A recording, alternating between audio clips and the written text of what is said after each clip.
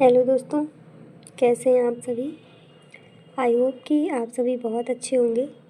जैसा कि हमारी पिछली 3 क्लासेस में हमने डिस्कस किया था, तो हमारा सिद्धांत था अद्वैतवाद सिद्धांत, और आज से हम डिस्कस करने वाले हैं द्वैतवाद सिद्धांत पर। द्वैतवाद सिद्धांत के हमारे जितने भी वैज्ञानिक थे, उन्होंने ये माना कि पृथ्वी की उत्पत्ति 2 तारों से हुई है, यानी एक सूर्य था और एक उसका साथी तारा था। 2 तारों से सूर्य की उत्पत्ति हुई है। इस द्वैतवाद सिद्धांत में केवल 2 ही वैज्ञानिक हैं जिन्होंने अपने विचार प्रस्तुत किए हैं। एक है हमारे चैम्बरलिन महोदय, जो कि आज हम आपके साथ डिस्कस करने वाले हैं, चैम्बरलिन महोदय का ग्रहाणु सिद्धांत, और दूसरे हैं जेम्स जीन्स महोदय, जिन्होंने द्वैतवाद सिद्धांत में अपने विचार प्रस्तुत किए हैं। उसके बाद हम आते हैं आधुनिक सिद्धांत पे। 2 क्लासों में ख़त्म कर देंगे हम इसको। उसके बाद हम आधुनिक सिद्धांत पे डिस्कस करेंगे। तो देखते हैं हम चैम्बरलिन महोदय ने क्या विचार दिए पृथ्वी की उत्पत्ति के संबंध में। उन्होंने किस प्रकार से माना है कि हमारे पृथ्वी की उत्पत्ति हुई है। तो चैम्बरलिन महोदय ने यह जो सिद्धांत प्रस्तुत किया है 1905 में दिया है। मैं यहाँ पे मेंशन करना भूल गई हूँ, उन्होंने 1905 ईस्वी में अपने यह सिद्धांत प्रस्तुत किया है। चैम्बरलिन महोदय ने बताया कि एक सूर्य था और दूसरा उसका साथी तारा था। पहले हम डिस्कस कर लेते हैं, उसके बाद इसके रिटर्न नोट्स इसी पीडीएफ में, जितना उन्होंने बोला है अपने विचारों में वो सब कुछ इसी में मेंशन है। तो उन्होंने बताया, चैम्बरलिन महोदय ने ये बताया कि एक सूर्य था और दूसरा उसका साथी तारा था। जैसा कि आप यहाँ पे देख सकते हैं कि ये सूर्य है और ये इसका साथी तारा है। सूर्य और साथी तारा था। सूर्य जो था, ये सूर्य प्रारंभ में अत्यधिक शीतल था और ठोस था।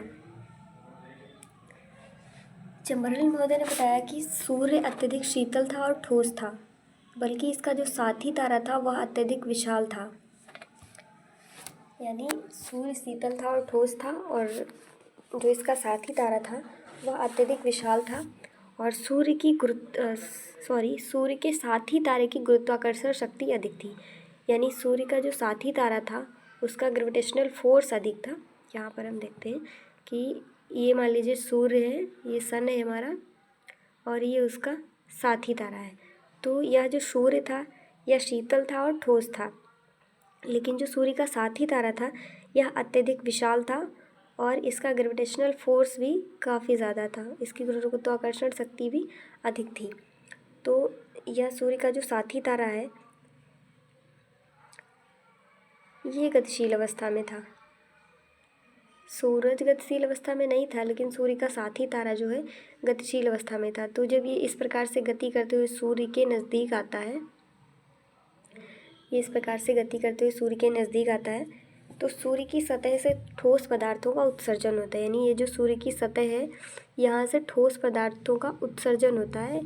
ये छोटे छोटे टुकड़ों में इस प्रकार से टूट जाती है सूर्य की ऊपरी सतह। पदार्थों का उत्सर्जन हुआ इस प्रकार से चारों तरफ, कुछ छोटे आकार के पदार्थ, कुछ बड़े आकार के पदार्थ।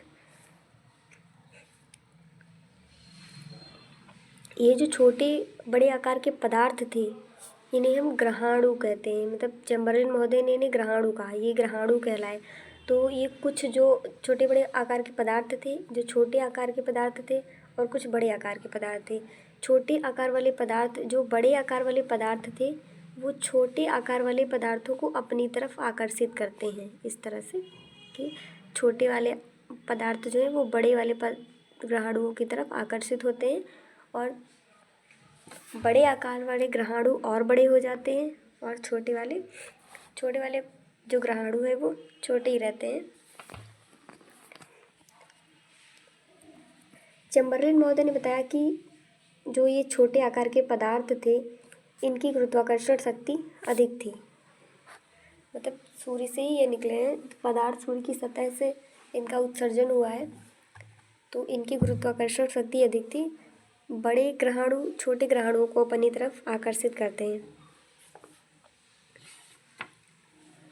और जो ग्रहाणु हैं बड़े, उनके आकार में और अधिक वृद्धि होती है। यही ग्रहाणु पृथ्वी एवं अन्य ग्रहों की उत्पत्ति का कारण बने। चैम्बरलिन महोदय ने अपने सिद्धांत तो प्रस्तुत किया, लेकिन इनके सिद्धांत की जमकर आलोचना की गई है। इनकी आलोचना किस बेस पर की गई है कि देखते हैं आलोचना इनकी किस बेस पर, वैज्ञानिकों ने इनके सिद्धांत की आलोचना किस बेस पर की है। चैम्बरलिन महोदय ने अपने सिद्धांत में बताया था कि सूर्य का एक साथी तारा था। तो इनके बाद के जो वैज्ञानिक हैं इन्होंने इनके आलोचना इनके सिद्धांत की इसलिए की कि जो सूर्य का साथी तारा था वह कहाँ चला गया। तब अगर सूर्य का साथी तारा था तो वह अब कहाँ चला गया। फिर सेकंड पॉइंट है जो जिस पर इनके सिद्धांत की आलोचना हुई है, सूर्य कभी ठोस अवस्था में था ही नहीं। चैम्बरलिन महोदय ने बताया कि सूर्य ठोस अवस्था में था और वह अत्यधिक शीतल था, लेकिन सूर्य का साथी तारा गतिशील अवस्था में था, उसका ग्रेविटेशनल फोर्स भी अधिक था, इसलिए जब वह सूर्य के नज़दीक जाता है तो सूर्य की सतह से ग्रहाणुओं का उत्सर्जन होता है। इस बिंदु पर भी इनकी जमकर आलोचना होती है। वैज्ञानिकों ने बताया कि सूर्य कभी ठोस अवस्था में था ही नहीं। थर्ड नंबर पर जो पॉइंट है, यदि ग्रहाणु सूर्य की सतह से निकले हैं तो सभी ग्रहों की बनावट एक प्रकार की होनी चाहिए, परंतु ऐसा नहीं है। चैम्बरलिन महोदय ने बताया कि सभी ग्रहाणु सूर्य की सतह से निकले हैं, जैसा कि उन्होंने अपने सिद्धांत में बताया था कि जब साथी तारा सूर्य की तरफ जाता है गति करते हुए तो साथी तारे की आकर्षण शक्ति के कारण सूर्य की सतह से ग्रहाणुओं का उत्सर्जन होता है, कुछ छोटे आकार में और कुछ बड़े आकार में। तो अदर वैज्ञानिक हैं जिन्होंने इनकी आलोचना की, उन्होंने ये बताया है कि जब सभी ग्रहाणुओं की उत्पत्ति सूर्य की सतह से हुई है तो फिर उनकी बनावट एक समान क्यों नहीं है, उनकी बनावट समान होनी चाहिए। तो इन्होंने अपने सिद्धांत में सिर्फ इतना ही कहा है। उसके बाद हम कल देखते हैं कि इनके बाद के जो वैज्ञानिक हैं जेम्स जीन्स और जेफरीज महोदय, उन्होंने अपने सिद्धांत में क्या कहा है पृथ्वी की उत्पत्ति के संबंध में। तो आगे की क्लास हम नेक्स्ट वीडियो में डिस्कस करेंगे। तब तक के लिए इतना ही। Thanks for watching.